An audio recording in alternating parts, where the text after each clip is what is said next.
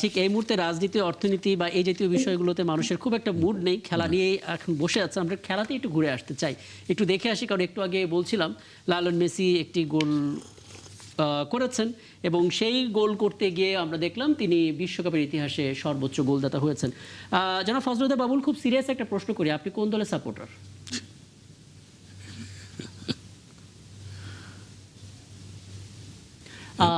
Mute হয়ে আছে বোধ হয়। ধন্যবাদ প্রিয় মানুষ রাকিব হাসান এবং কাগজি ভাই এবং আমার অত্যন্ত শ্রদ্ধা রাশেদুল ইসলাম ভাইকে পেয়ে। প্রথমেই মেসি এবং সকল আর্জেন্টিনার দর্শক এবং ভক্তদের সবাইকে শুভেচ্ছা, অভিনন্দন। এখন একটা অন্যরকমের চূড়ায় পৌঁছে গেছেন মেসি। যদিও আপনি বললেন প্রথম আলোতে একটা নিউজ যে উনি সর্বোচ্চ পেনাল্টি মিস করেও। তো আর্জেন্টিনানদের জন্য শুভকামনা। অবশ্যই ফর্মে আছে আর্জেন্টিনারা। তো আমি একবার ওই ফর্মে থাকা বা বিরোধী দলে থাকলেই দল চেঞ্জ করা এইসব নীতিতে বিশ্বাস করি না।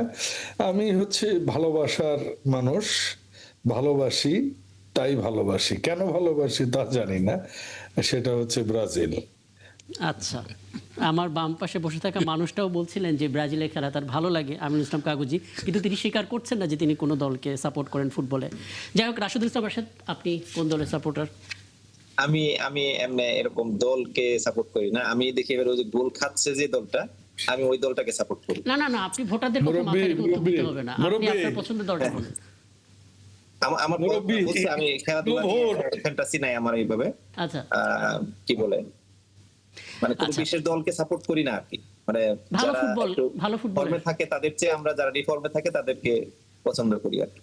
আচ্ছা, ঠিক এই মুহূর্তে আসলে আমরা দেখতে পাচ্ছিলাম যে টিএসসিতে মানে নজিরবিহীন মানুষের উপস্থিতি। আমরা যখন ড্রোন ক্যামেরায় দেখছিলাম, তিল ধারণ করা জায়গা নেই। আমরা ফুটবলটা বাদ দিই, উৎসবটা মানে মানুষের, স্পেশালি বাঙালিদের জীবনে, বাংলাদেশি যারা, তাদের মধ্যে একসাথে সব সংগঠন, আমরা সার্জিসকে দেখতে পাচ্ছি, ছাত্র দলের সিনিয়র নেতাদের দেখতে পাচ্ছি, সবাই আসলে উল্লাস করছে। ওই যে খেলার মাঠে সবাই মানে দর্শক হিসেবে। একটু শুনি। হ্যাঁ, রাশেদুল ইসলাম রাশেদ জি। আমার এলাকায় আর্জেন্টিনা এবং ব্রাজিল সমর্থকদের বিশাল বিশাল মিছিল হয়েছে এবং শোডাউন হয়েছে, এবং এটা বিশাল বলা যায় যে ওই বিভিন্ন ক্যাম্পাস গুলোতে র‍্যাগ ডে হলে যেরকম উৎসব হয় আর কি, এই টাইপের গালা উৎসব টাইপের অবস্থা আর কি বিরাজ করছে আমার শেরপুর সদরে। হ্যাঁ, আপনি কাগজি বলছিলেন। তো খেলাকে কেন্দ্র করে, বিশেষ করে ফুটবলে বাংলাদেশের অবস্থান কিন্তু অনেক পেছনে। তারপরেও ফুটবল উন্মাদনা আমরা বলি, যখনই বিশ্বকাপ আসে সেই সময় পুরা বাংলাদেশ খেলায় মেতে ওঠে। সেই গভীর রাতে খেলা, সকালবেলার খেলা, কখনো কখনো প্রথম রাতের খেলা। এই যে খেলা, তবুও খেলা কিন্তু কেউ দেখা বন্ধ করে না, খেলা দেখে এবং উৎসাহ উদ্দীপনা নিয়ে খেলা দেখে। আর এই বিশ্বকাপ আসলেই পরে টিভির বিক্রিও বেড়ে যায়। তারপরে এখন তো নতুন করে বড় পর্দায় দেখানোর জন্য প্রজেক্টর চলে আসছে। টিএসসি তে দেখা যাচ্ছে যে সব হলের ছেলে মেয়েরা একাকার হয়ে গেছে, তারা সবাই, এবং এখানে সবাই আর্জেন্টিনার জার্সি যে কি হারে বিক্রি হচ্ছে।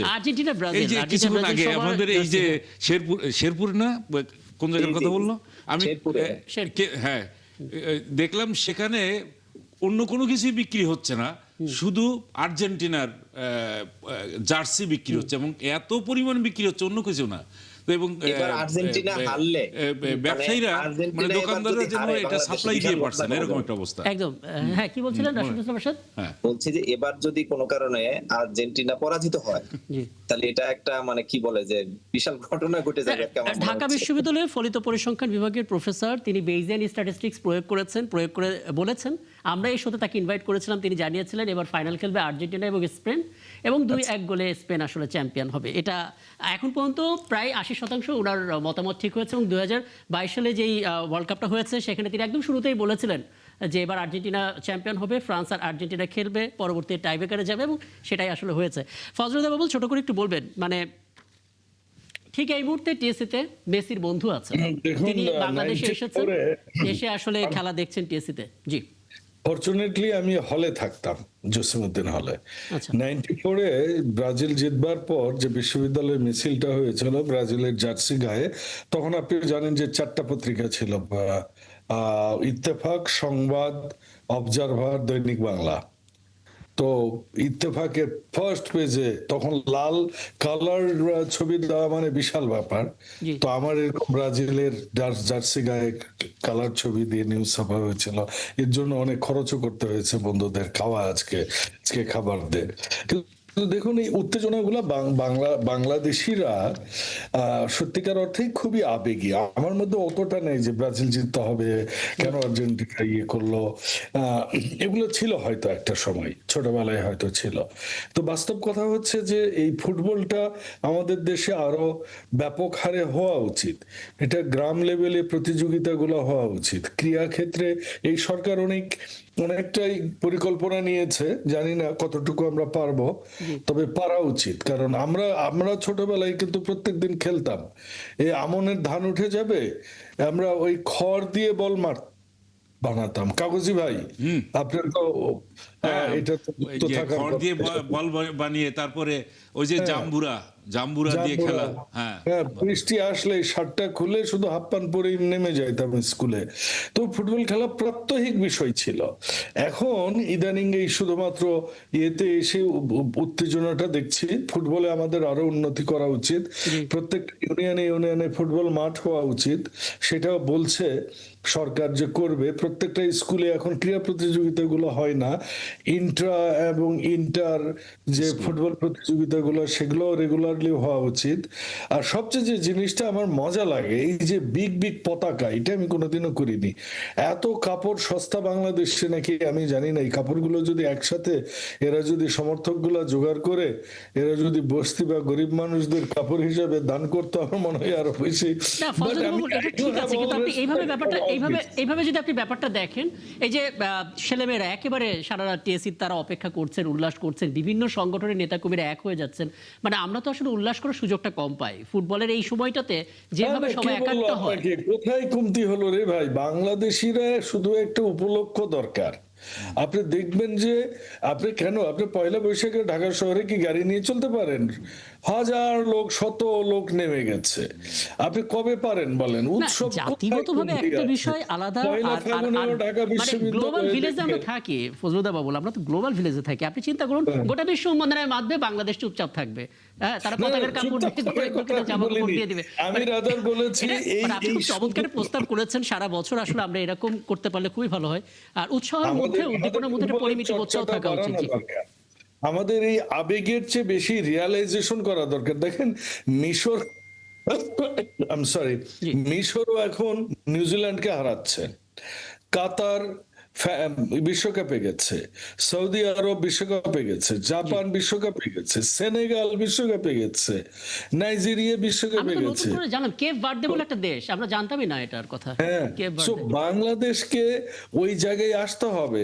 ক্রীড়া ক্ষেত্রে বাংলাদেশকে আরো ডেভেলপ করতে হবে, এবং সেটা ওই হাই স্কুল থেকেই শুরু হতে হবে ক্রীড়াটা।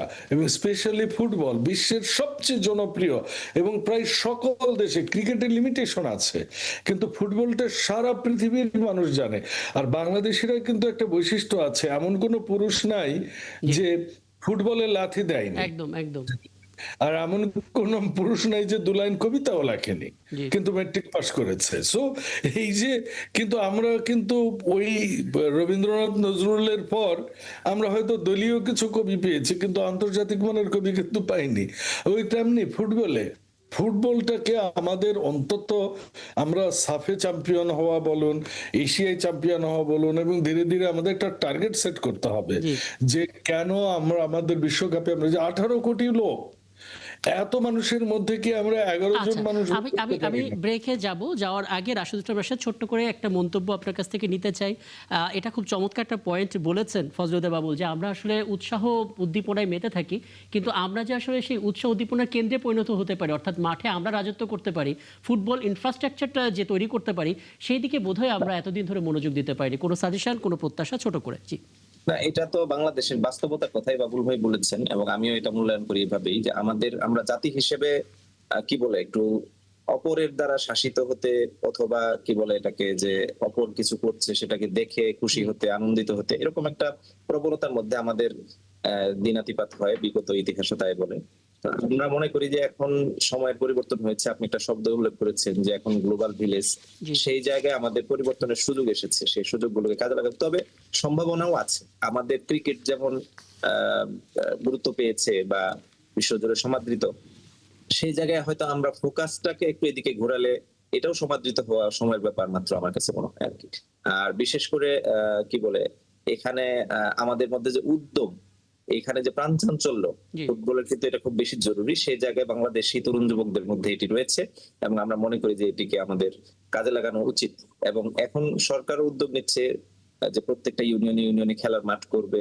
এগুলো যদি ঠিকঠাক করা যায়, স্কুলগুলোর আঙিনা যেমনটা বাবু ভাইও বললেন, যদি পরিষ্কার করে খেলাধুলার উপযোগী করা যায়, দুটো বড় ধরনের সংকট থেকেও কিন্তু আমরা মুক্ত হতে পারবো। একটা হলো মাদক, আর একটা হলো কিশোর বা চাঁদাবাজি বা সন্ত্রাস। এই একদম, টাইপের একদম। জায়গাগুলো থেকেও আমরা একই সাথে এই দেশকে আমরা বা তরুণ যুবক সমাজকে বাঁচাতে পারবো ইনশাআল্লাহ। আমরা যখন কথা বলছি তখন আমাদের প্রধানমন্ত্রী তারেক রহমান ঠিক এই মুহূর্তে চীনে আছেন এবং বলা হচ্ছে 15 থেকে 17টি চুক্তি সমঝোতা স্মারক স্বাক্ষর হওয়ার কথা রয়েছে। এবং এই সমঝোতা স্মারক স্বাক্ষর হওয়ার ক্ষেত্রে আমরা যখন আলাদা আলাদা করে দেখছিলাম পররাষ্ট্র সচিবের বক্তব্যগুলো থেকে, তখন একটা জিনিস আমাদের চোখ পড়লো যে এবার তিস্তা নিয়ে বেশ সিরিয়াস বাংলাদেশ। তিস্তা নদীকেন্দ্রিক টেকসই সমন্বিত উন্নয়ন পরিকল্পনার সমীক্ষা কার্যক্রম সম্পন্ন এরই মধ্যে হয়েছে। কত টাকা লাগবে সেটাও একটা ধারণাও তৈরি করা হয়েছে। একটু বলবেন ফজলে হুদা বাবুল, আমরা তো বলি যে চীনের সঙ্গে আমরা যখন কোনো চুক্তি করব, আমাদের প্রতিবেশী দেশ ভারতের সঙ্গে সম্পর্কের মধ্যে টানাপোড়েন শুরু হয়ে যাবে, কিন্তু আমরা স্টেটমেন্ট দিয়েছি সবার আগে বাংলাদেশ, কাজে বাংলাদেশ সবার সঙ্গেই এমনভাবে সম্পর্কটা রাখতে চাই যেখান থেকে বাংলাদেশ লাভবান হয়। প্রশ্নটা হচ্ছে ভারত কি মনে করবে, তার চাইতে তো ইম্পর্টেন্ট বাংলাদেশের ভেতরে রাজনৈতিক স্থিতিশীলতা। সেটা যদি উত্তপ্ত হয়ে থাকে, এই পরিকল্পনা তো যে কেউ যে কোনোভাবে বাধা দিতে পারে। কি বলবেন? সঠিক বলেছেন যে সবার আগে বাংলাদেশ, এটাই এখন আমাদের সরকারের নীতি বৈদেশিক সম্পর্কের ক্ষেত্রে। তো এখন মাননীয় প্রধানমন্ত্রী চীন গেছেন, এর মানে এই না যে উনি ভারতের আমন্ত্রণ প্রত্যাখ্যান করেছেন। জি। উনি মালয়েশিয়া যাচ্ছেন, সো মালয়েশিয়া থেকে সময়ও বাঁচবে। আর চায়নাও আমন্ত্রণ দিয়ে রেখেছে, চায়নায় গেছেন। চায়নার সাথে বিএনপি সরকারের সম্পর্কটা খুবই ঐতিহাসিক। আপনি জানেন যে শহীদ প্রেসিডেন্ট জিয়াউর রহমান যখন আসলেন ক্ষমতায়, তখন চায়নার সাথে যে সম্পর্কগুলো, আমাদের বাণিজ্য ঘাটতি অবশ্যই আছে। বাণিজ্য ঘাটতি একটা অন্যরকমের একটা প্রশ্ন। সেটা হচ্ছে যে এটা আমাদের নিজেদের ব্যর্থতা যে আমরা আমাদের ইন্ডাস্ট্রিগুলোকে, উৎপাদনগুলোকে বাইরের প্রয়োজন অনুযায়ী আমরা গোছাইতে পারিনি। এটার একটা বড় কারণ হচ্ছে ঐতিহাসিকভাবে আমরা খুব কম সময়ে ডেমোক্রেটিক ওয়েতে যেতে পেরেছি। ডেমোক্রেসি যতটা সাস্টেইন করবে, টেকসই হবে, লং টার্ম হবে, আমরা ট্রায়াল অ্যান্ড এররের বেসিসে তখন আমরা আমাদের টার্গেটগুলোকে মিট আপ করতে পারবো। তো চায়না একটা বড় কান্ট্রি, বড় দেশ।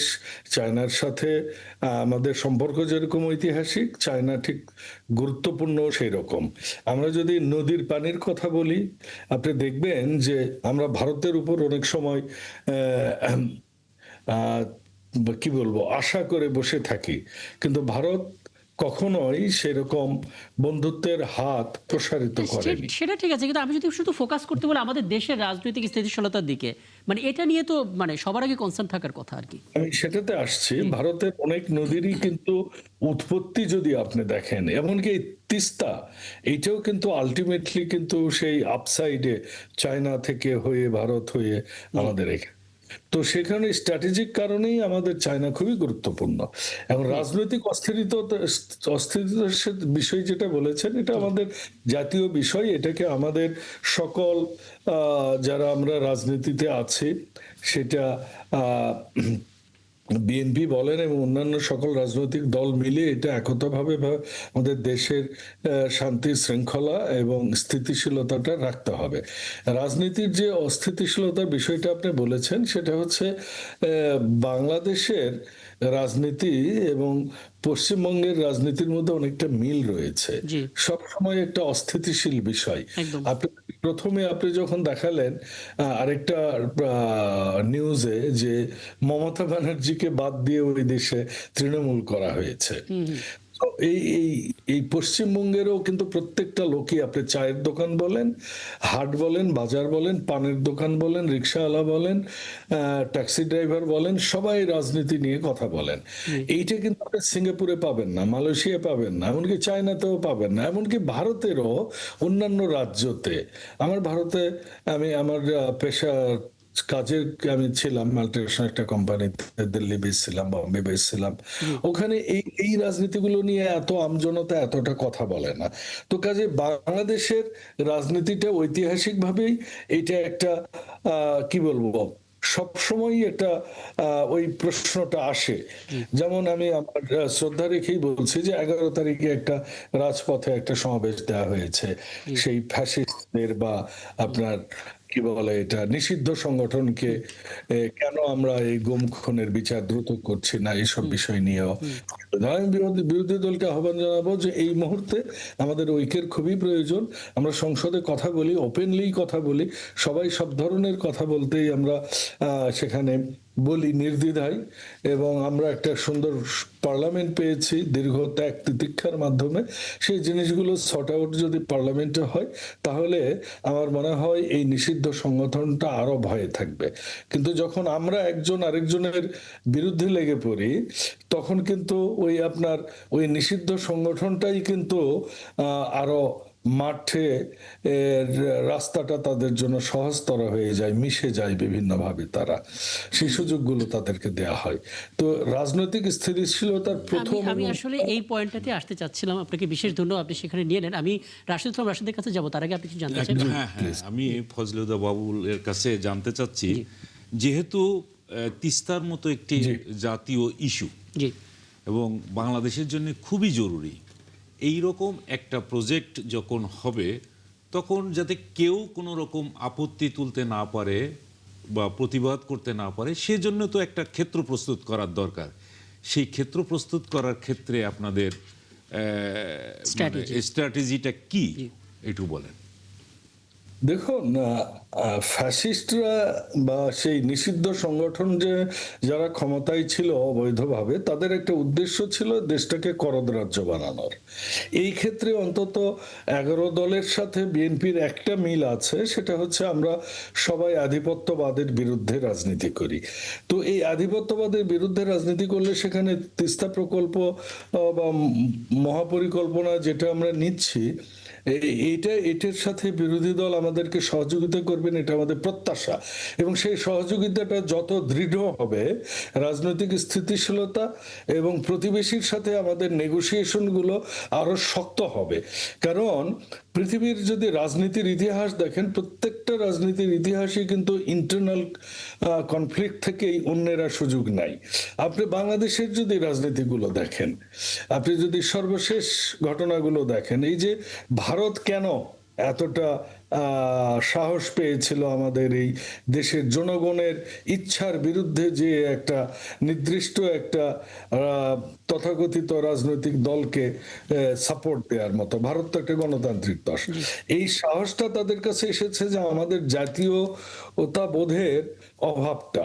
জাতীয়তা বোধ মানে আমি এটা বলছি না যে জাতীয়তাবাদী দলকে সাপোর্ট করা, জাতীয়তা বোধ মানে এইটাই যেটা দেশপ্রেম, যে দেশের স্বার্থে যে জিনিসগুলো, এইখানে সবাই একমত হওয়া। আপনি দেখবেন যে আমরা যখন যুগপৎ আন্দোলনগুলো করি তখন ছোট ছোট কিছু বিষয় নিয়েও কিন্তু অনেকে আমরা একসাথে এক মঞ্চে উঠতে পারিনি, বিষয়গুলো কিন্তু ছোট ছোট ছিল। কিন্তু মানুষের কিন্তু আসতে হবে। আপনি কি এখনকার প্রেক্ষাপটটা বলবেন? মানে আমি এটা নিশ্চয়ই রাশেদের কাছে জানতে চাইবো, কিন্তু তার আগে আপনি যদি আলাপটা এনেছেন আপনার কাছে একটু জানতে চাই, ধরুন জাতীয় স্বার্থে আপনার মনে হয় কিনা সেই গ্রাউন্ডটা যেটা জুলাইয়ে তৈরি হয়েছিল 2024-এ, সেটা এখনো আছে? না, সেই গ্রাউন্ডটা তো আছে, কারণ আমি এখনো দেখছি যে 11 দলের যারা বিশেষ করে পার্লামেন্টে যারা আছেন, বাইরে যেয়ে যদিও তারা একটু ডিফারেন্ট কথাই বলেন, কিন্তু পার্লামেন্টে যারা আছেন তারাও এই সেই নিষিদ্ধ রাজনৈতিক দলের বিপক্ষে অবস্থান, বিএনপিরও, এবং সে কারণেই কিন্তু তারা নিষিদ্ধ হয়েছে পার্লামেন্টে। এটাই কিন্তু সত্য কথা।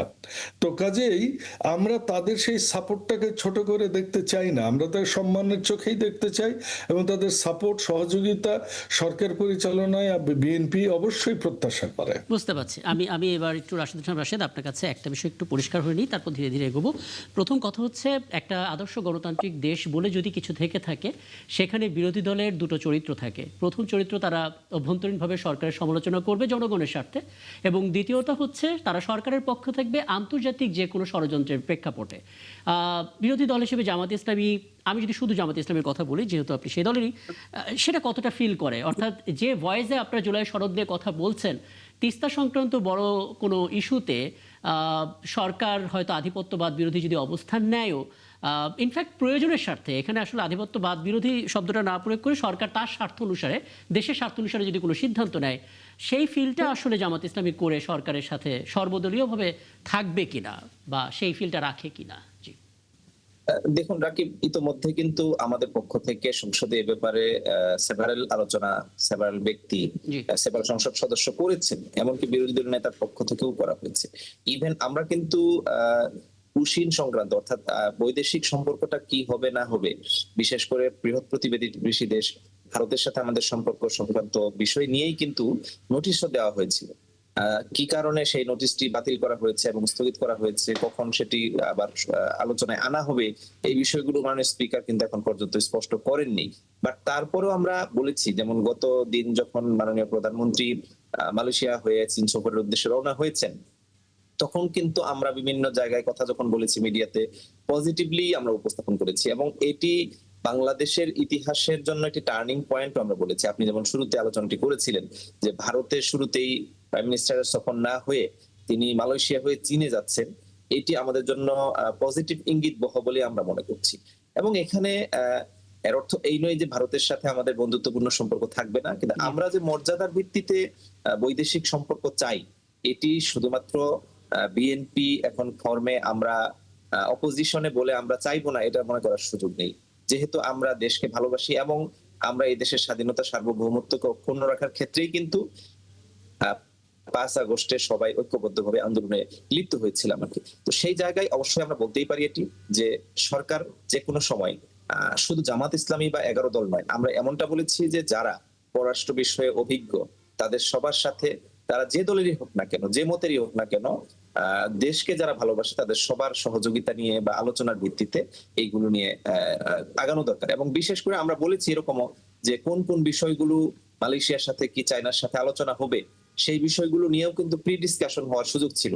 এবং এখন চুক্তি হয়ে গেলে কিন্তু অনেক সময় দেখা যাচ্ছে যে আমরা শুধুমাত্র কিছু প্রতিবাদ করলাম, কিছু বিশ্লেষণ করলাম, পরবর্তীতে সেটা না হয়ে আগেই যদি হতো তাহলে এটি বেশি ভালো হতো। এবং আমরা বিশ্বাস করি যে সেটি ভবিষ্যতে এরকম করে দেখেই সামনের দিকে আগাবে সরকার। আচ্ছা, আমি একটু বলতে চাচ্ছিলাম যে ইতিমধ্যেই আমরা দেখেছি যে মালয়েশিয়া সফরকালে দুই দেশের প্রধানমন্ত্রীর মধ্যে বেশ কয়েকটি চুক্তি হয়েছে কিন্তু অলরেডি। এর মধ্যে যেমন শ্রম বাজার উন্মুক্ত করে দেওয়া, তারপরে বিমানের ভাড়া কমিয়ে দেওয়া, এই বিষয়গুলো আসছে। তো এগুলো কি নেতিবাচক কোনো দিক দেখছেন কিনা আপনারা? এখানে আমরা একটা বিষয় বলেছি আর কি, মালয়েশিয়াতে প্রাইম মিনিস্টারের সফরের একটা বড় বিষয় ছিল যে এখানে শ্রমবাজার। তো শ্রমবাজার কেন্দ্রিক আমরা বলেছি যে বিগত দীর্ঘ সময় ধরে একটা সিন্ডিকেট কাজ করতো আর কি, এবং মালয়েশিয়া গভর্নমেন্টও বা তার অংশী যারা আছেন তারাও এই সিন্ডিকেটকে নিয়েই স্বাচ্ছন্দ্য বোধ করতো আর কি। অর্থাৎ দুর্নীতি তাদের মধ্যেও ছেয়ে আছে। এই জায়গাগুলো রাষ্ট্রীয় পর্যায়ে যদি চুক্তির মাধ্যমে সমাধান করা যায়, সেটি আমাদের দেশের জন্য খুবই কল্যাণকর হবে। কারণ এটা তো বাস্তবতা, মালয়েশিয়ার সাথে আমাদের বাণিজ্য চুক্তির চেয়েও অনেক বড় একটি ফ্যাক্টর হচ্ছে শ্রমবাজার। তো সেটা আমার কাছে মনে হয়েছে যে এর দ্বারা উন্নয়ন হবে আর কি। পাশাপাশি আমরা মনে করি যে এখানে সন্ত্রাসবাদ দমন এবং গবেষণা কেন্দ্রিক যে চুক্তিটি হয়েছে সেটিও আমাদের জন্য ইতিবাচক হবে বলে আমরা মনে করছি। আমরা মনে করছি না যে এগুলো আমাদের জন্য ঠিক আছে। আরেকটি বিষয় একটুখানি জিজ্ঞেস করতে চাচ্ছি, সেটা হচ্ছে যে এখন এই মুহূর্তে আমাদের তিস্তা ব্যারেজ, সেটা সবচেয়ে বড় প্রকল্প, এটা যদি হয় মানে এটা আমাদের জাতীয় স্বার্থে দরকার আছে। তো এইটার ব্যাপারে বিএনপি যদি বা সরকার গভর্নমেন্ট যেহেতু প্রধানমন্ত্রী এখন চীনে আছেন, তো সেক্ষেত্রে আপনাদের সাজেশনটা কি যে আমাদের এই তিস্তা প্রকল্পটা হওয়া উচিত কি না? এখানে দেখুন, আমাদের তিস্তা এবং পদ্মা ব্যারেজ এই দুটোই আমাদের জন্য পজিটিভ নেগেটিভ অনেক আলোচনা আছে, বাট আমি মনে করি যে ভারতের সাথে যদি আমি সম্পর্ক শীতল রাখতে চাই বা ব্যালেন্স রাখতে চাই, তাহলে এই দুটো প্রকল্পকে অবশ্যই বাংলাদেশের স্বার্থে বাস্তবায়ন করাটা অত্যন্ত জরুরি।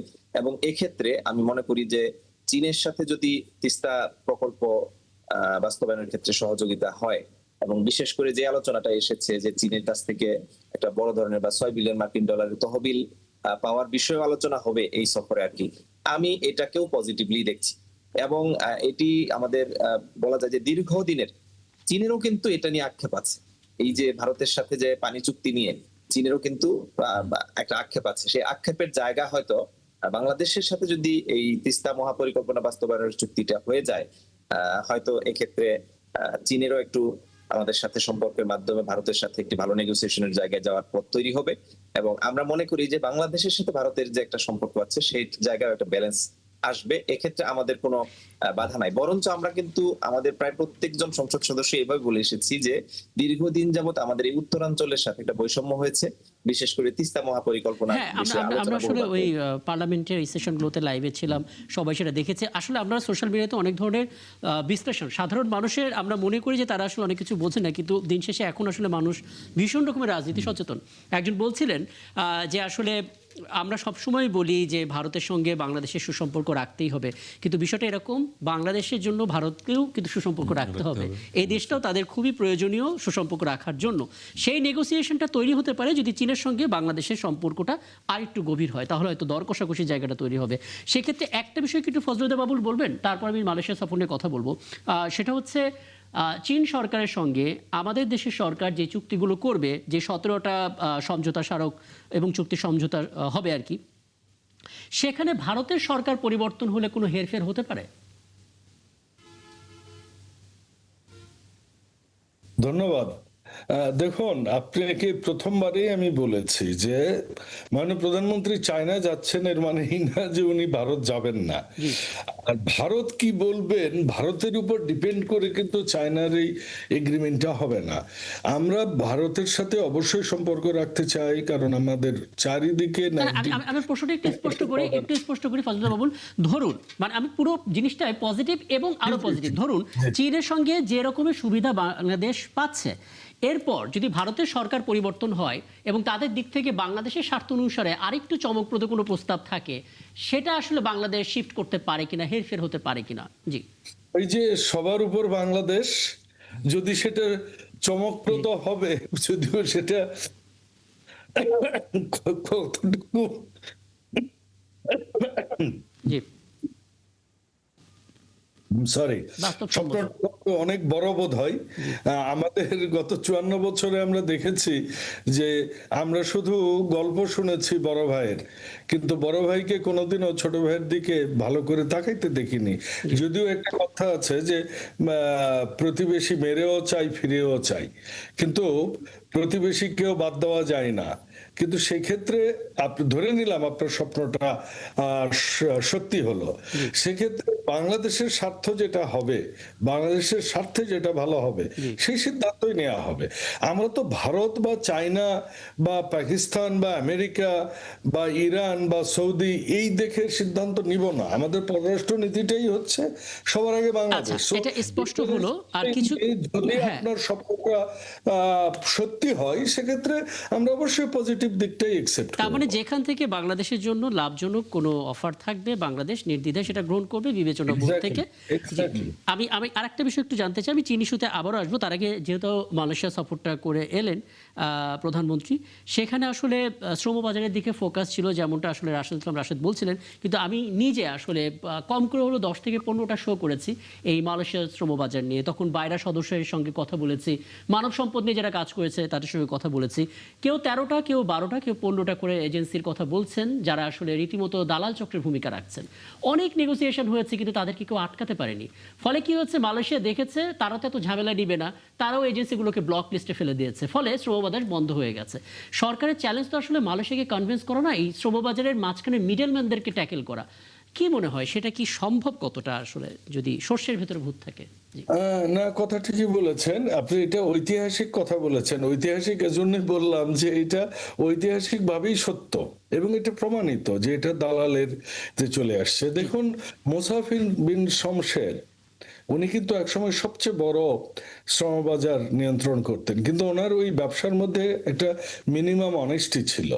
পরবর্তীতে অনেক এমনকি একজন চার্টার অ্যাকাউন্ট্যান্ট, আপনি জানেন, যাকে পাকিস্তান আমলে লোটাস উপাধি দেওয়া হয়েছিল, অর্থমন্ত্রীও ছিলেন, উনি সহ আরো বেশ কয়েকজন এই যে এইটাকে যেভাবে কন্ট্রোল করতেন এই 17 বছরে, যতই মিজান নেওয়া হয়েছে ওই ওই চক্র ভাঙতে পারেননি। কিন্তু আপনি জানেন যে বিএনপির এইটা একটা নিজস্ব দলীয় এজেন্ডা আমি বলবো না, কিন্তু একটা গর্ব করার মতো একটা সেক্টর এই শ্রমশক্তি রপ্তানি করা। কারণ এটা শহীদ প্রেসিডেন্ট জিয়াউর এই বাইরা কিন্তু প্রতিষ্ঠা হয়েছিল শহীদ প্রেসিডেন্ট জিয়াউর রহমানের হাত ধরে, এবং উনি বিভিন্ন দেশে ঘুরে ঘুরে এই শ্রমবাজার সৃষ্টি করেছিলেন।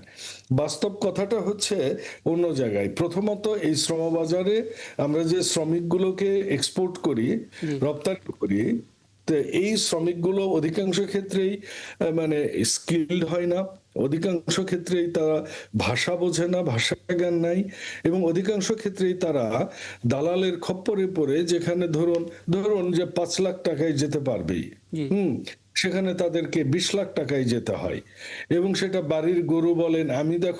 এখন আমি শিওর রাশেদ ভাইও এটার অনেক পান, বিচার সালিশ পান, যে অমুকে টাকা নিয়েছে কিন্তু বিদেশ পাঠায়নি, অমুকে টাকা নিয়েছে ভুল জায়গায় পাঠিয়েছে, অনেকে অমুক কোম্পানিতে চাকরি দিবে বলে পাঠিয়েছে, যে দেখে যে কোনো ওই কোম্পানির সে ঝাড়ুদার বা সে হয়তো মানে পরিচ্ছন্ন কর্মী, এরকম এক অবস্থায় পড়ে যায় এদেশের শ্রমিকরা বাইরে, যে সেখান থেকে। কিন্তু দেখুন ফজলুদ্দিন বাবুল, আমি যেটা জানতে চাচ্ছি, মানে পুরো প্রেক্ষাপট আমরা কিন্তু জানি, আপনি যা যা বলছেন, বিভিন্ন সময় আমাদের রিপোর্টাররা মানে ঢাকার বাইরে যারা আছেন তারা বিভিন্ন মানবেতর গল্পগুলো তুলে ধরেন, যে একটা পরিবার সর্বশান্ত হয়ে গেছে এই দালাল চক্করে খপ্পরে পড়ে। কিন্তু এগুলো আছে কিনা, কোথায় আছে, শুদ্ধি অভিযানের তো প্রয়োজন আছে, সেই জায়গাটা আসলে অবশ্যই হবে। দেখুন, শুদ্ধি অভিযান অবশ্যই হবে, কারণ আপনার মনে আছে যে বিএনপি 2001 থেকে 6-এ আপনি জানেন যে এমনকি নিজ দলকেও কিন্তু ছাড় দেননি তখনকার সরকার, এবং সে কারণে অপারেশন ক্লিন হার্ট হয়েছিল। কাজে বিএনপি এই বদ্ধপরিকর, এবং এটা দেশের প্রয়োজনে এটা করতে হবে, এবং বিএনপি এটা করবে ইনশাল্লাহ। এবং সে কারণে আমরা ল্যাঙ্গুয়েজ শিক্ষা দিচ্ছি, আমরা স্কিল ডেভেলপমেন্টের জন্য অনেক প্রশিক্ষণ হাতে নিয়েছি, এবং এই দালাল চক্র ভাঙার জন্য আমরা আগামীতে আপনি দেখতে পাবেন যে অনেক রকমের পরিকল্পনা, শুধু না, অনেক রকমের বাস্তব এবং কার্যকরী অ্যাকশন আপনি দেখতে পাবেন। আসলে মানুষ কেন আশাবাদী হয় না জানেন ফজলুদ্দিন বাবুল, মানে এটা তো মানব সম্পদ নিয়ে কথা বলছি, আমরা দেখতে পাই যে হজের টাকা নিয়েও বিভিন্ন রকমের কাগজে কলমে ভুয়া এজেন্সি প্রতারণা করে, কাজে সেই জায়গা থেকে মানুষের আসলে বিশ্বাসটাই নষ্ট হয়ে যায়। তারপরেও তারা আশায় বুক বাঁধে, কারণ সেখানে গেলে হয়তো ভাগ্যের পরিবর্তন হবে, এরকম স্বপ্ন তারা দেখেন।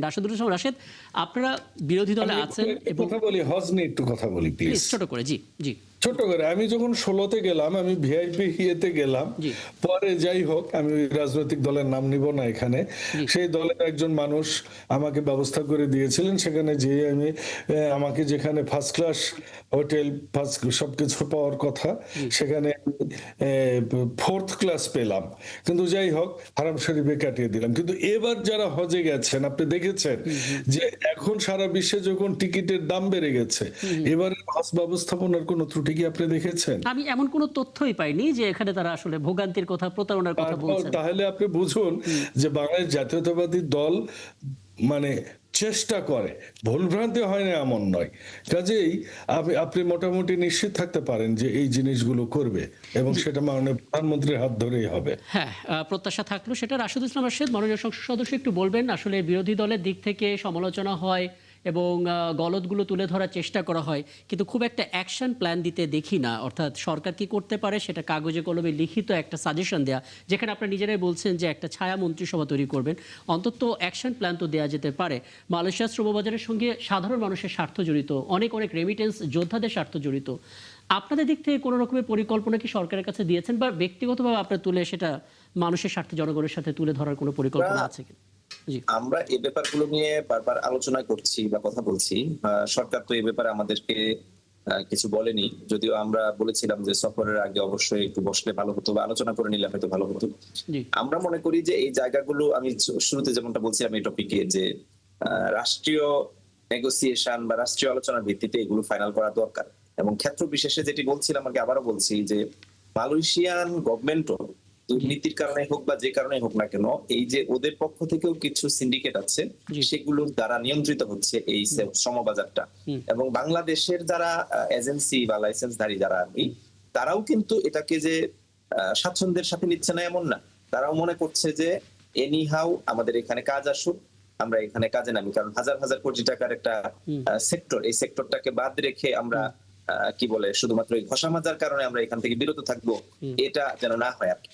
সেই জায়গায় জামাত ইসলামী যেটি মনে করেন, এখানে দুই দেশের সম্পর্কটা উন্নয়ন করার ক্ষেত্রে যদি থার্ড পার্টি বা অন্য কোনো বিশেষ ব্যক্তিবর্গ, গোষ্ঠী, দল কারো সহযোগিতা লাগে, সেগুলো নিয়ে হলেও সরকারের আলোচনায় যাওয়া উচিত। এবং আমি মনে করি যে এবারের সফর থেকে এসে সে ব্যাপারগুলো ব্রিফ করলে আমরা হয়তো আরো বেশি বিস্তারিত আরো আমরা জানতে পারবো। হ্যাঁ, হ্যাঁ, আমি একটু আমিনুল কাগজি আবার যদি চীন প্রসঙ্গে আসি, ছোট করে একটু বলবেন। মানে এখানে নবায়নযোগ্য যে জ্বালানির কথা বলা হচ্ছে, সেটা সাম্প্রতিক সময়ের জন্য সবচাইতে বেশি জরুরি, কারণ আমরা ফিল করতে পেরেছি নবায়নযোগ্য জ্বালানি নিয়ে আমাদের মনোযোগটা অনেক কম ছিল।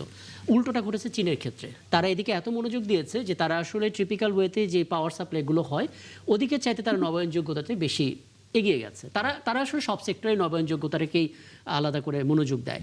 আমাদের দিক থেকে যে দুর্বলতা হচ্ছে, প্রথমত গবেষণা, দ্বিতীয়ত আমরা যেটা একটু আগে ফজলুদ্দা বাবুল বললেন যে দক্ষতা তৈরি করা, স্কিল ডেভেলপমেন্টের একটা বিশাল বড় গ্যাপ আমাদের আছে। এবং সবচেয়ে যেই গ্যাপটা আছে সেটা হচ্ছে আমাদের যোগাযোগের একটা অদক্ষতা। কিন্তু আমাদের আবার মেধা আছে, আমরা নতুন আইডিয়া আনতে পারি, সেটা অন্তত স্টার্ট আপের ক্ষেত্রে হয়ে থাকে। এই যে বড় ঘাটতি, সেই ঘাটতি নিয়ে আসলে পুরোপুরি চুক্তির সুফল মিলবে? চুক্তির সুফল বলতে আমরা এখানে প্রথমেই বলতে চাই, বিশেষ করে আমাদের এখন নবায়নযোগ্য যে জ্বালানি, এই জ্বালানিতে আমাদের যেতেই হবে। তার কারণ আমরা মূলত যে ডিজেল বা যেগুলো আমরা আমদানি করি, একেবারে পুরাটাই আমাদের আমদানি নির্ভর হয়ে পড়েছি আমরা। এবং এখান থেকেই সব কিছু, বিদ্যুৎ বলেন, তারপরে যা যা করতে হয় সব কিছুই আমাদের এই কলকারখানা চালানোর জন্য সবকিছু করতে হয় এই যে জ্বালানি থেকে, এবং পুরাটাই আমদানি নির্ভর। এখন এইটা যদি আমাদের হিউজ সম্ভাবনা রয়েছে। আমাদের বিশেষ করে দক্ষিণ অঞ্চলে যদি দেখেন আপনি, তো সেই সমস্ত জায়গায় চিংড়ির ঘের এখন যে সমস্ত জায়গাগুলোতে আছে, ওপেন স্পেস, একেবারে বিশাল বিশাল জায়গা রয়েছে। এবং বহুবার তারা এই যে অস্ট্রেলিয়াও এসেছিল, এখন চীন তো এখানে যেহেতু নজর দিচ্ছে, এইখানে আমরা সোলার পাওয়ারকে খুব কাজে লাগাতে পারি। এবং এই সোলার পাওয়ার হচ্ছে এখনকার দিনে সবচেয়ে কম খরচে বেশি বিদ্যুৎ উৎপাদনের একটা জায়গা হচ্ছে এই সোলার পাওয়ার। তো এটাকে আমরা নিয়ে আসতে পারি। 2 নম্বর হচ্ছে, আমরা আরেকটা জায়গায় হয়তো এখনো পর্যন্ত নজর দিতে পারছি না, সেটা হলো এই যে আবর্জনা, ওয়েস্ট ম্যানেজমেন্ট, এটাও কিন্তু আমরা এখনো করতে পারি নাই। জার্মানিতে কিন্তু এই আবর্জনার ইস্যুটাও কিন্তু আছে। সবুজায়ন বলে একটা সবুজ রূপান্তর, সেখানে পরিবেশ বান্ধব নানা পরিকল্পনার কথা বলা হচ্ছে। আমাদের এইখানে কিন্তু একটু মানে পারসেপশনে মানে একটু ঘাটতি রয়েছে। আমি বলবো এখানে সরাসরি এই যে ওয়েস্ট ম্যানেজমেন্ট, সরাসরি আমরা বর্জ্য ব্যবস্থাপনা থেকে বিদ্যুতে না যেয়ে যদি বর্জ্যকে আমরা ফুয়েলে নিয়ে যেতে পারি, কিন্তু জেট ফুয়েল, অনেক কিছু ফুয়েল হতে পারে। এবং এই জায়গাতে যদি নিয়ে যাই, তাহলে হবে কি, আমার সিটি ক্লিন হয়ে যাচ্ছে। সিটি থেকে আমি সমস্ত আবর্জনা নিয়ে যেতে পারছি, প্রত্যেকটা সিটি ক্লিন হয়ে যাচ্ছে, সেখানে ম্যান পাওয়ার কমে যাচ্ছে, আপনার খরচ এখানে কিন্তু সিটি কর্পোরেশন পরিচালনার ক্ষেত্রেও খরচ একটা কমে যাচ্ছে। আর এইটা নিয়ে যেতে পারছি আমরা একটা বর্জ্য ব্যবস্থাপনায় নিয়ে যেতে পারলে সেখান থেকে আমরা এই যে ডিজেল তার মানে দেখুন, বা এগুলো জ্বালানি নিয়ে- আমরা উৎপাদন এগুলো নিয়ে করতে এতদিন পারি। আমরা আলোচনাও করিনি, এখন প্রধানমন্ত্রীর সফরের প্রেক্ষিতে আলোচনা করার সুযোগটা অন্তত হচ্ছে। দেখা যাক, এবং সামনের দিনগুলোতে নিশ্চয়ই এর ইম্প্যাক্ট কি পড়ে সেগুলো নিয়ে আলাপ করার সুযোগ হবে।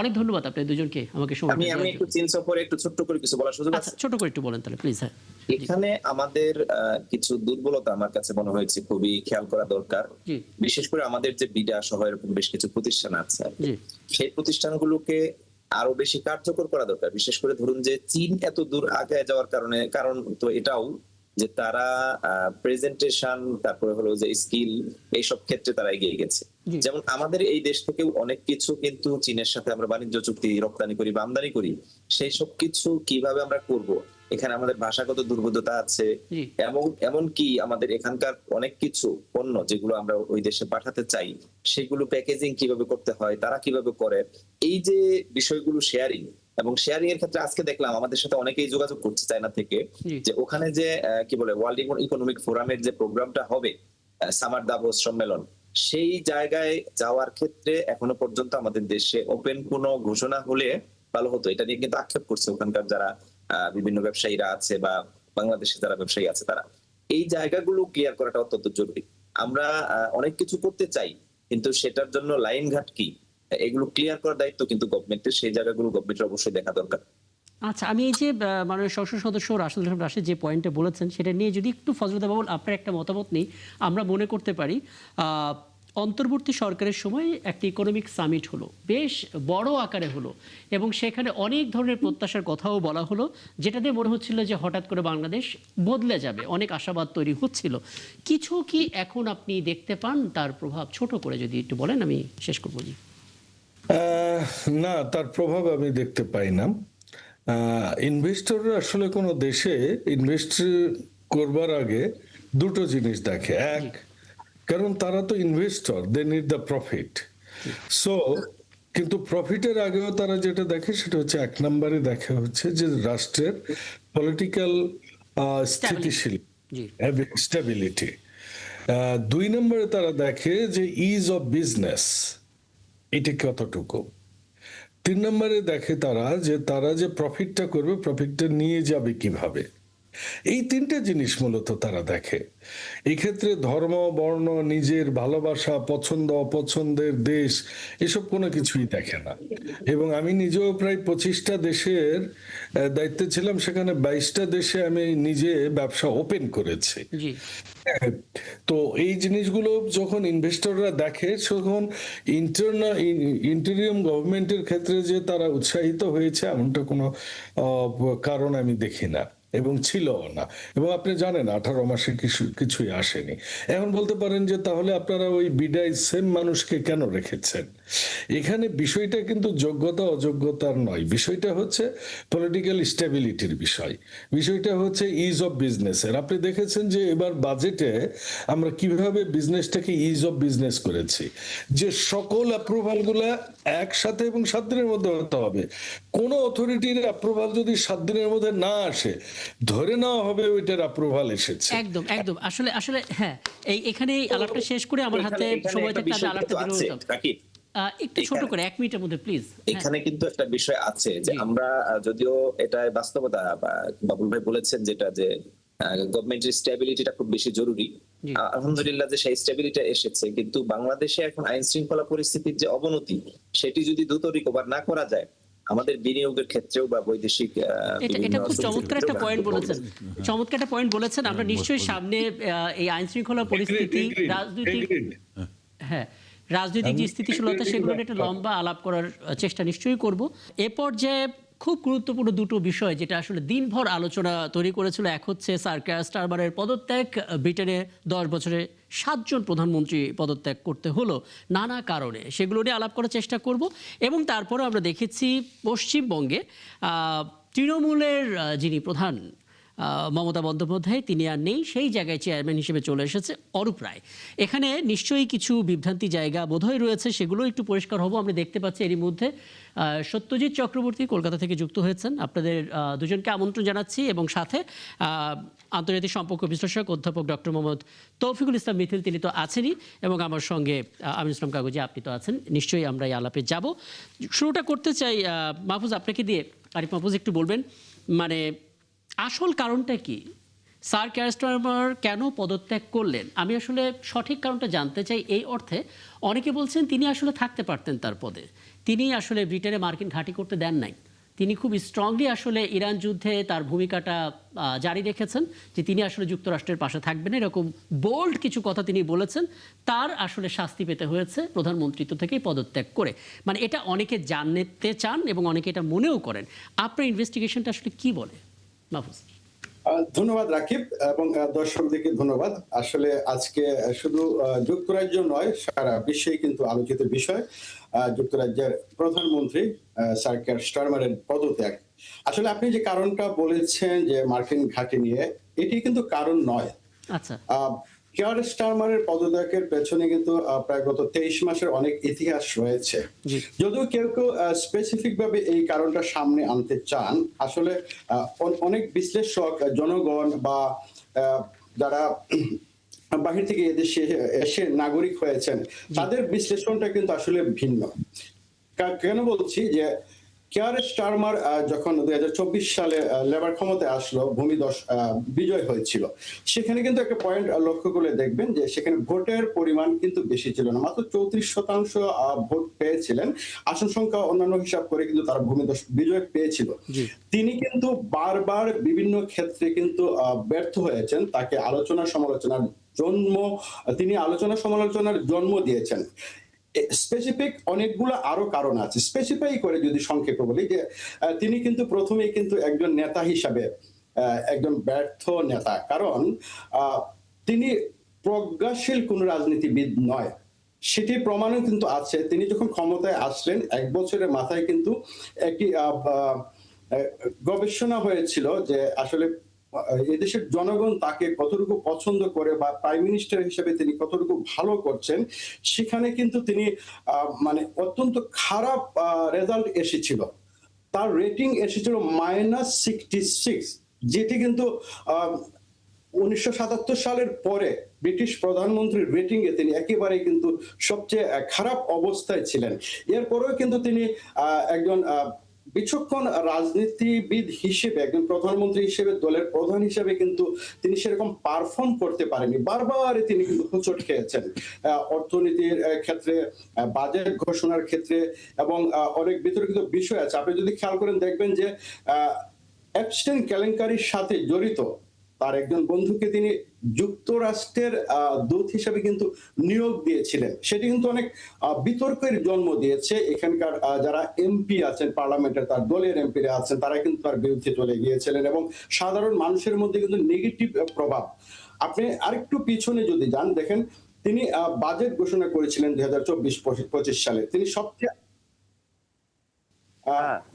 আপনি খেয়াল করবেন যে এখানে প্রথম ধাক্কাটি তিনি খেয়েছেন। তিনি যখন বাজেট ঘোষণা করলেন, দেখা যায় যে এই দেশের কিন্তু অভিবাসীবাদে যারা এই দেশের নাগরিক, ব্রিটিশ নাগরিক, তারাই কিন্তু আসল চালিকা শক্তি, এবং তারাই কিন্তু নির্বাচন করে কোন দল ক্ষমতায় আসবে, কাকে ভোট দেওয়া হবে, কারা ক্ষমতায় আসবে। তার মানে আমরা বলতে পারি স্যার কেয়ার স্টারমারের ব্যর্থতাই তার পদত্যাগের কারণ, তাই তো? ব্যর্থতার কারণ রাজনৈতিক ভাবে। এখানে আরেকটা বিষয় রাখি, আমি 1 মিনিট বলি, 30 সেকেন্ড বলবো। সেটা নাইজেল ফারাজের যে পলিটিক্যাল একটা উত্থান হয়েছে, এখানে কিন্তু তিনি বারবার হোঁচট খেয়েছেন কেয়ার স্টারমার। কারণ তিনি নাইজেল ফারাজ কি করেছেন, যে এই দেশের ব্রিটিশ নাগরিক যারা, তাদের পক্ষে কিন্তু সাপোর্ট করেছেন, এবং অভিবাসীদের কিন্তু তিনি নেগেটিভ ভাবে উপস্থাপন করেছেন বারবার। যার কারণে তার একটি প্রধান ভুল ছিল কেয়ার স্টারমারের, যে ব্রিটিশ নাগরিক যারা আছেন, বৃদ্ধ মানুষ যারা আছেন, বাজেটের মধ্যে তিনি এখানকার ঘর, মানে শীতের দিনে ঘর গরম করার জন্য একটি মানে ফুয়েলের জন্য একটি অ্যানাউন্স দেওয়া হয়, সেটি কিন্তু বন্ধ করে দিয়েছেন। এবং পাশাপাশি যারা এখানে আপনার প্রতিবন্ধী আছেন তাদের অ্যালাউন্স তিনি বন্ধ করে দিয়েছিলেন। তখন কিন্তু একটা মারাত্মক আন্দোলন শুরু হয়েছিল। সরকার কিন্তু তখনই পতন হতো অথবা তাকে তখনই পদত্যাগ করতে হতো। মানুষ তারপরে তাকে বাদ দিয়ে দিয়েছে যে আচ্ছা ঠিক আছে তিনি দেখি কি করেন। বারবার এই স্পেসিফিক যে আপনি কারণটি বলেছিলেন যে মার্কেটিং গাড়ি, সেটি কিন্তু কারণ না, কারণ তার রাজনৈতিক ব্যর্থতা একেবারে একটা বড় শূন্যের কারণ কোঠায় হিসেবে নেমে সেখানে আছে। একদম চমৎকার। আরিফ মাহফুজ, আপনার ইনভেস্টিগেশন, আপনার কাছে যে তথ্য আছে সেটা বললেন। অধ্যাপক তৌফিকুল ইসলাম মিথিল, আপনার নিশ্চয়ই একটা অ্যানালাইসিস আছে, আমি সেটা একটু শুনতেই চাই, কারণ আমরা অনেক ধরনের ন্যারেটিভ শুনতে পাচ্ছি। আরিফ মাহফুজ যেহেতু ব্রিটেনে থাকেন, যুক্তরাজ্যে থাকেন, তিনি সাংবাদিকতা করেন, তিনি আসলে গলতগুলো, রাজনৈতিক গলতগুলো তুলে ধরেছেন বটে, কিন্তু গ্লোবালি যে ধরনের ন্যারেটিভ প্রচলিত আছে এবং তার সঙ্গে আপনার ব্যক্তিগত যে বিশ্লেষণ আছে, দুটো এক করে বলবেন কেন আসলে কেয়ার স্টারমারকে পদত্যাগ করতে হলো? জি। আসলে ক্যারি স্টারমারের পদত্যাগের বিষয়টি নিয়ে ইতিমধ্যেই সম্মানিত আলোচক আরিফ ভাই ইতিমধ্যেই বিশদভাবে বলেছেন। আমার কাছে মনে হয় ইনডেপথ অ্যানালাইসিসে উনি ব্রিটেনে থাকেন, ইনসাইড কিছু ফ্যাক্টর আছে, পলিটিক্যাল ফ্যাক্টর, সেগুলো উনি বলেছেন। আমার কাছে মনে হয় ওনার যে ইন্টারপ্রিটেশন ছিল সেটার সাথে আমি সহমত। তাছাড়া গ্লোবাল পলিটিক্সে এখন যে মেরুকরণ হচ্ছে সেটাও একটা ফ্যাক্টর হতে পারে বলে আমি মনে করি। কিন্তু এখানে একটা প্রশ্ন তো উঠবে, মানে কনজারভেটিভ পার্টির অভ্যন্তরীণ কোন্দলের কথা 2016 সাল থেকে আমরা যদি বেঞ্চমার্ক করে রাখি, Theresa May, Boris Johnson, Liz Truss, Rishi Sunak and finally Keir Starmer, এত ব্যর্থ নেতা কিভাবে সেখানে থাকছে? মানে সবাই আসলে ব্যর্থ, মানে এটা কিভাবে বিশ্বাসযোগ্য হয়? আচ্ছা, আসলে আসলে একই রাজনৈতিক দলে কিন্তু একটা প্রতিযোগিতা থাকে, প্রতিদ্বন্দ্বিতা থাকে, এবং সেটা থেকেই পার্টির ইন্টারনাল কনফ্লিক্ট গুলো হয়। এবং সেটা নিয়ে প্রতিযোগিতা থাকাতে কিন্তু একটা সুবিধা হচ্ছে, সেখান থেকে নেতৃত্ব বেরিয়ে আসে। হয়তো ঘন ঘন আমাদের কাছে মনে হচ্ছে খুব র্যাপিডলি যে পরিবর্তন হচ্ছে, কিন্তু এটার মধ্যে আরেকটা মেসেজ কিন্তু ভেরি ক্রিস্টাল, যে এখানে কম্পিটিটিভ পলিটিক্সের কারণে এখানে কিন্তু নেতৃত্বের প্রতিযোগিতা হচ্ছে। সেটাও আরেকটা আমার কাছে মনে হয় একটা পজিটিভ ট্রেন্ড রাজনৈতিক দলগুলোর মধ্যে, বিশেষত ব্রিটেনে, যার কারণে আমরা দেখতে পাচ্ছি যে একজন প্রধানমন্ত্রী আসার পর দীর্ঘ সময় যে মেয়াদ শেষ করা, সেটা কিন্তু হচ্ছে না। এইটা পার্টি পলিটিক্সের কারণে, পার্টির ইন্টারনাল পলিটিক্সে যে প্রতিযোগিতা আছে এবং সেই প্রতিযোগিতার থেকেই ইন্টারনাল গ্রুপিং গুলো হয়, সেটা নিঃসন্দেহে। কিন্তু আরেকটা দিক যদি চিন্তা করেন, সেখানে প্রতিযোগিতা আছে এবং সেই প্রতিযোগিতাগুলো এইভাবে শেষ করতে পারি যে কেয়ার স্টারমার তার ব্যক্তিগতভাবে প্রধানমন্ত্রী হিসেবে ব্যর্থতা এবং দলীয়ভাবে অন্তর্কোন্দল সহ নানা রকমের জাজমেন্টে পড়েই পদত্যাগ করতে বাধ্য হয়েছেন। এখানে আসলে ইরান আমেরিকা যুদ্ধের গ্লোবাল পলিটিক্সের কোনো প্রভাব নেই। সত্যজিৎ চক্রবর্তী কলকাতা থেকে যুক্ত হয়েছেন। সত্যজিৎ, আমরা যে শিরোনামটা দেখতে পাচ্ছি, নির্বাচনে হেরে যাওয়ার পর পশ্চিমবঙ্গের সাবেক মুখ্যমন্ত্রী মমতা বন্দ্যোপাধ্যায়, তিনি এখন আর তৃণমূল কংগ্রেসের চেয়ারম্যান নন, সেই জায়গায় এসেছেন অরূপ রায়। সাধারণ সম্পাদক হিসেবে তার যে ভাইয়ের ছিল অভিষেক বন্দ্যোপাধ্যায়, তিনিও নেই, তার জায়গায় এসেছে ঋতব্রত বন্দ্যোপাধ্যায়। ঘটনাটা আসলে কি ঘটেছিল একটু বলবেন? কোনো বিভ্রান্তি থাকলে সেটাও দূর করবেন। জি। দেখুন, এখানে একটা বিভ্রান্তি কিন্তু আছে, এবং এই বিভ্রান্তটা তৈরি করেছে সংবাদ মাধ্যমের প্রতিবেদনগুলো। কিভাবে? আমরা দেখলাম যে মমতা বন্দ্যোপাধ্যায় সরকার পতনের পর যখন নতুন বিজেপি সরকার গঠন হয়, এরপরে দেখা গেল যে বিরোধী দলনেতা কে হবেন এই নিয়ে কিন্তু তৃণমূলের তরফ থেকে মমতা বন্দ্যোপাধ্যায়, অভিষেক বন্দ্যোপাধ্যায়রা শোভনদেব চট্টোপাধ্যায়কে বিরোধী দলনেতা করে একটা তালিকা পাঠায়, এবং সেই তালিকা বিরোধিতা করে প্রথম কিন্তু ঋতব্রত বন্দ্যোপাধ্যায়। ঋতব্রত বন্দ্যোপাধ্যায় যখন বিরোধিতা করে, তখন তাকে তৃণমূল বহিষ্কার করে। এরপর দেখা গেল ঋতব্রত বন্দ্যোপাধ্যায় 58 জন বিধায়কের স্বাক্ষরিত একটি তালিকা দেয়, এবং যার বিরোধী দলনেতা হিসেবে, অর্থাৎ এই পরিষদীয় দলনেতা হিসেবে নাম হচ্ছে এই ঋতব্রত বন্দ্যোপাধ্যায়ের, এবং তারা দাবি করে তারা আসল তৃণমূল। অর্থাৎ মমতা বন্দ্যোপাধ্যায়, অভিষেক বন্দ্যোপাধ্যায়দের কাছে যে তৃণমূল ছিল, সেখান থেকে তারা বেরিয়ে এসে নিজেরা সংখ্যার ভিত্তিতে কিন্তু দাবি করে, এবং সেটা গ্রান্ট হয় বিধানসভায়। মাননীয় স্পিকার তিনি কিন্তু গ্রান্ট করেন। এরপর দেখা গেল যেটা, যে তাহলে তৃণমূল, আসল তৃণমূল আর নকল তৃণমূল কিন্তু এরকম একটা সংখ্যা দাঁড়িয়ে গেল। এরপর দেখা গেল যে মমতা বন্দ্যোপাধ্যায়ের সাথে যারা ছিলেন, সে ফিরাদ হাকিম বিশেষ করে, সেই ফিরহাদ হাকিম তিনি কিন্তু ঋতব্রত বন্দ্যোপাধ্যায়দের সঙ্গে যোগ দেন এবং যেটা তৃণমূলের যে সংবিধান আছে সেই তৃণমূলের দলীয় সংবিধানের 22 নম্বর অনুচ্ছেদ অনুযায়ী সেখানে দেখা গেছে প্রতি 3 বছর অন্তর কিন্তু একটা জাতীয় কর্মসমিতির বৈঠক হবে। সেই বৈঠক নিয়ম মেনে আজ কিন্তু অনুষ্ঠিত হয়েছে কলকাতার সংলগ্ন নিউ টাউনের একটি অভিজাত হোটেলে এবং আজ ছিল আবার বিজেপি সরকারের প্রথম বাজেট অধিবেশন। এই বাজেট অধিবেশন শেষ হতেই দেখা গেল যে 58 জন বিধায়ক এবং কলকাতা পৌরসভার 70 জন প্রাক্তন কাউন্সিলর তারা সেখানে হাজির হয় এবং সেখানেই 25 জনের একটি কিন্তু জাতীয় কর্মসমিতির কমিটি তৈরি হয়, যে কমিটির মাথায় আছেন চেয়ারপারসন হিসেবে অরূপ রায়। এবং শুধু তাই না, এই যে মমতা বন্দ্যোপাধ্যায় সরকারের এবং খুব কাছের যারা ছিলেন তাদের মধ্যে অরূপ বিশ্বাস যিনি প্রাক্তন ক্রীড়ামন্ত্রী, সেই অরূপ বিশ্বাস তিনি কিন্তু সহসভাপতি। আচ্ছা সত্যজিৎ, এখানে হ্যাঁ অনেকগুলো তথ্য আপনার কাছে আছে, সব তথ্য আসলে জানার দরকার নেই, কিছু কিছু তথ্য দিয়ে আপনি যদি একটু পরিষ্কার করতেন। মানে এখন মমতা বন্দ্যোপাধ্যায়ের অবস্থান কি? মানে তিনি কি তৃণমূলে আছেন নাকি এই তৃণমূলটা আরেকটা তৃণমূল ফর্ম করে তৃণমূল বি টিম বা নকল তৃণমূল বা অন্য একটা তৃণমূল হয়েছে সেইটার প্রধান হিসেবে, বা মমতা কিছু বলেছে আসলে এগুলো নিয়ে? জি দেখুন, মমতা বন্দ্যোপাধ্যায়, অভিষেক বন্দ্যোপাধ্যায় এ নিয়ে কিন্তু মন্তব্য করেননি। তাদের হয়ে কুণাল ঘোষ এখনো পর্যন্ত, যিনি কালীঘাট তৃণমূল যেটা বলা হচ্ছে, মমতা বন্দ্যোপাধ্যায় অভিষেক বন্দ্যোপাধ্যায় তৃণমূল, তিনি কিন্তু মমতা বন্দ্যোপাধ্যায়ের সাথে বৈঠক করেন এবং সেই বৈঠক শেষে বলেছেন এটা করতে পারেন না। এবার যে প্রশ্নটা হলো আসল তৃণমূল নকল তৃণমূল, আসলে তিনি মমতা বন্দ্যোপাধ্যায় তিনি ছিলেন সভানেত্রী এবং সেই জায়গা থেকে তৃণমূল থেকে বেরিয়ে এসে আরেকটা তৃণমূল তৈরি হয়েছে এবং বিধানসভায় যে তৃণমূল কারা, সেই তৃণমূলের সংখ্যার ভিত্তিতে কিন্তু 58 জন আর কি বিধায়ক তৃণমূলে, তারা বলছেন তারা তৃণমূল এবং সেই তৃণমূলে অভিষেক বন্দ্যোপাধ্যায়, মমতা বন্দ্যোপাধ্যায়রা নেই। এইবার তৃণমূলের যে দলীয় সংবিধান, তৃণমূলের যে পরিকাঠামো, তৃণমূলের যে অর্থ ছিল, সেইগুলো তাহলে কার কাছে যাবে? আচ্ছা এখানে আমি পরিষ্কার বুঝতে পেরেছি সত্যজিৎ, আপনি খুব চমৎকার করে বরাবরই বলেন। আরেকটা বিষয় একটু যুক্ত করে দিন, এটা একটা মানে অনেকেই আসলে এই ব্যাপারটা জানতে চাচ্ছেন। এই যে তৃণমূলের আসল নকল হয়ে গেল, দুটো ভাগ হয়ে গেল, এগুলোর মধ্যে কি আসলে সরকারের কোনো প্রভাব আছে? মানে সরকারি দল ফিল করছে যে একটা দুর্বল বিরোধী দল রাখতে হবে, এই গানে ভেঙে দেয়া, বা মানে জনশ্রুতি কি বলে? দেখুন, যেটা বিষয় জনশ্রুতি নয়, যেটা ফ্যাক্ট সেটা আমি আপনাকে বলছি। তৃণমূলের যে আসন সংখ্যা পেয়েছিল তাতে করে কিন্তু তৃণমূল এমনিতেই একটা শক্তিশালী যেভাবে আছে তারা কিন্তু ছিল, কিন্তু দেখা গেল যে এই যে তৃণমূলের বিরুদ্ধে যে মানুষের যে ক্ষোভ ছিল, সেই জায়গায় দাঁড়িয়ে কিন্তু সিপিএম উঠে আসতে পারে, কংগ্রেস উঠে আসতে পারে, শাসক বিজেপি কোনোভাবেই কিন্তু সিপিএম কে উঠে আসতে দেবে না। এখন সিপিএম কে যদি দুর্বল করতে হয় তাহলে সেক্ষেত্রে প্রয়োজন হচ্ছে তৃণমূলের সংস্কার করা। সেটা কার্যত কিন্তু নেপথ্যে যেটা বলা হয়ে থাকে, ইন্ডিয়ান পলিটিক্সের ধুরন্ধর মস্তিষ্ক সেই অমিত শাহ, তার যে মস্তিষ্ক প্রসূত কিন্তু পরিকাঠামো পশ্চিমবঙ্গে তৃণমূলকে দিয়ে, যেহেতু তারা দ্বিতীয় সর্বোচ্চ আসন পেয়েছিল, তাদের মধ্যে থেকে মমতা বন্দ্যোপাধ্যায়, অভিষেক বন্দ্যোপাধ্যায়দের বাদ দিয়ে কার্যত কিন্তু এই টোটাল পরিকল্পনা এবং সেই পরিকল্পনা অনুযায়ী তৃণমূলের বিধায়করা কিন্তু সেই পরিকল্পনায় অংশ নিয়েছেন, যার ভিতরে ফিরহাদ হাকিম, যার ভিতরে কিন্তু অরূপ বিশ্বাসরা পর্যন্ত ছিল। এবং এই যে জায়গাটা, যাতে করে তৃণমূল পশ্চিমবঙ্গে ভবিষ্যতে সত্যজিৎ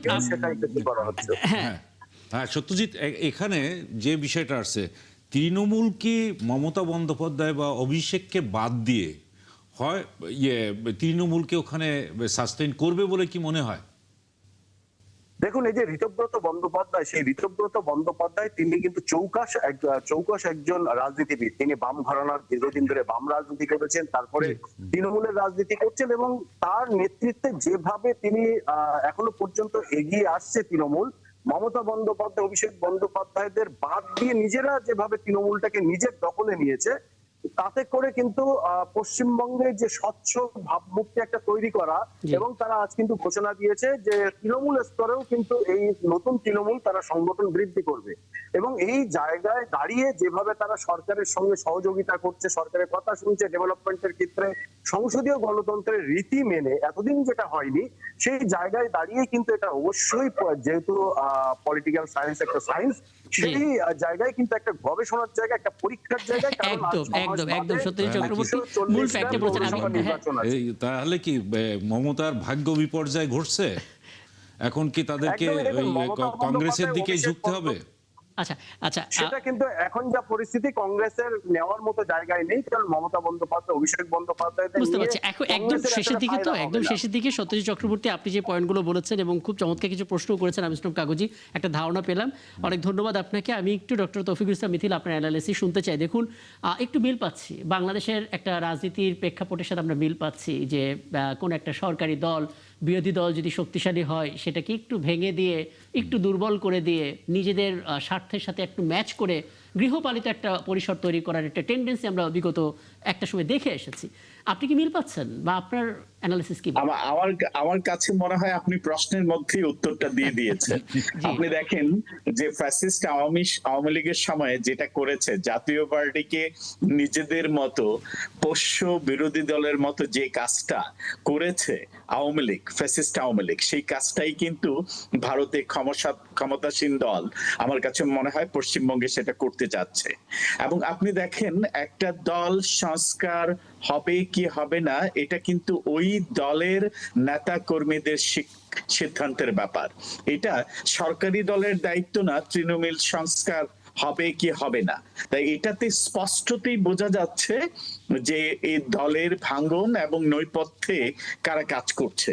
এবং এটা আপনি সত্যিই যথার্থই বলেছেন যে বাংলাদেশে যেটা হয়েছে, আমরা যেটা দেখেছি গত 16-17 বছর আওয়ামী লীগ যেমন জাতীয় পার্টিকে ভেঙে নিজেদের পোষ্য বিরোধী দল হিসাবে কাজ করিয়েছে, এবং আমার কাছে মনে হয় পশ্চিমবঙ্গে আমরা সেটারই রিফ্লেকশন দেখতে পাচ্ছি। আমি মিস্টার কাকুজি সবশেষ মন্তব্য করবেন, আমি শেষ করবো। জি না, এটা যে মিথিল চমৎকার করেই বলছে, সেটা হলো পশ্চিমবঙ্গে এখন যারা একটু পোটেনশিয়াল তাদেরকে আস্তে আস্তে নিষ্ক্রিয় করে দেওয়া হচ্ছে। আর এখন সেখানেও বিজেপি, এতদিন তো তারা সারা ভারতে তাদের একমাত্র উদ্দেশ্য ছিল, লক্ষ্য ছিল যে পশ্চিমবঙ্গকে কিভাবে তারা নিজেদের করে নেবে। বিজেপি সরকার তারা কি 2024-এর বাংলাদেশে ফলো করেনি? না, এর চেয়েও হচ্ছে, মানে ফলো করার চেয়েও বড় জিনিস হচ্ছে তাদের যে হিন্দুত্ববাদী যে রাজনীতি সারা ভারতবর্ষে করতে পেরেছে, কিন্তু পশ্চিমবঙ্গে করতে পারে নাই। পশ্চিমবঙ্গে তারা এবার নতুন খেলা একটা খেলেছে, সেই খেলার মধ্যে দিয়ে। এবং এখনো পর্যন্ত যে মমতা বন্দ্যোপাধ্যায় বারবার বলেন যে কৌশলটা কি, 93 লাখ ভোটারকে বাইরে রাখা হয়েছে। খেয়াল করেন, মানে এটার অর্থই হচ্ছে যে পশ্চিমবঙ্গকে চাই anyhow, by hook or by crook. সেই কাজটাই অমিত শাহরা করেছে, মোদিরা করেছে। করার পরে এখন তার ওই দলটাকে ভেঙে চুরমার করে দিতে পারলে পরে পশ্চিমবঙ্গে তাদের একচ্ছত্র মানে আধিপত্য তাদের চলে আসবে। তো মানে তাদেরকে সবচেয়ে বড় জিনিস যেটা ছিল যে এটার মধ্য দিয়ে আরও একটা বিষয় আছে যে বাংলাদেশের সঙ্গে যে দাদাগিরি করার একটা কৌশলও কিন্তু এটার মধ্যে আছে। তার মানে তৃণমূল ভেঙে যাওয়ার একটা প্রত্যক্ষ বা পরোক্ষ প্রভাব পড়ে যাচ্ছে। তো এই যে শুধু পুশিনটা কিভাবে করছে, কত অমানবিক, মানে যারা প্রতিবাদ করতে পারে না এইরকম মানুষদেরকে এনে এনে সারা রাত রেখে তারপর সকালবেলায় তাদেরকে পুশিন করা। একদম আমরা চেষ্টা করব এটা নিয়ে একটা বড় আলাপ করতে। এবং তৌফিক ইসলাম মিথিল, আপনাকে ধন্যবাদ। চমৎকার কিছু অ্যানালিসিস বরাবরই আপনার কাছে পাই, এবং হাতে সময় থাকলে ইরান ইস্যুটা নিয়েও কথা বলতাম। নিশ্চয়ই আগামীকাল সেটা নিয়ে কথা হবে। এবং অনেক ধন্যবাদ আপনাদেরকেও দর্শক আমাদের সঙ্গে থাকার জন্য। নিশ্চয়ই আগামীকাল নতুন ইস্যু নিয়ে কথা হবে, থাকবেন আমাদের সঙ্গে।